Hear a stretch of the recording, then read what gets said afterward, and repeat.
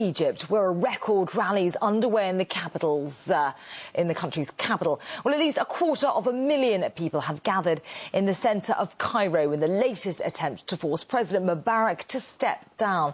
Well, so far, 300 people have reportedly been killed and over 3,000 injured since protests began over a week ago.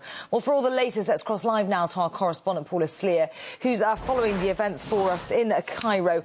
Paula, we hear the protesters have been acting peacefully so far, but what about opposition leaders and the authorities? What actions have they taken today? Well, Alice, it really depends who your sources are. I mean, the latest word we're hearing from Egyptian state television is that the Vice President Omar Suleiman plans to meet with the demonstrators. Throughout the day Tuesday, the state television was broadcasting pictures of the quiet streets of Cairo. Now, you've seen the pictures here that we've been running on Russia Today, the pictures on other foreign channels. They are in stark contrast to those supposedly quiet streets that the state television has been putting forward. Hundreds of thousands of people turned out in Tahrir Square in Cairo, demonstrators arriving in other cities, Alexandria, Suez, and numerous smaller villages and towns throughout the country.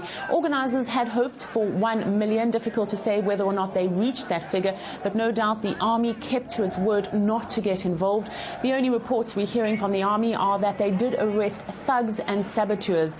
The police, though, were busy on the streets. They stopped many hundreds of thousands of protesters from reaching their destinations. We know that people were blocked and kept on bridges, people prevented from actually reaching their final destination. Now, Paula, if Mubarak does step down, as the crowds are calling for, Mohammed al-Baradei has been named as a possible candidate for the president's post. But what do Egyptians themselves make of him?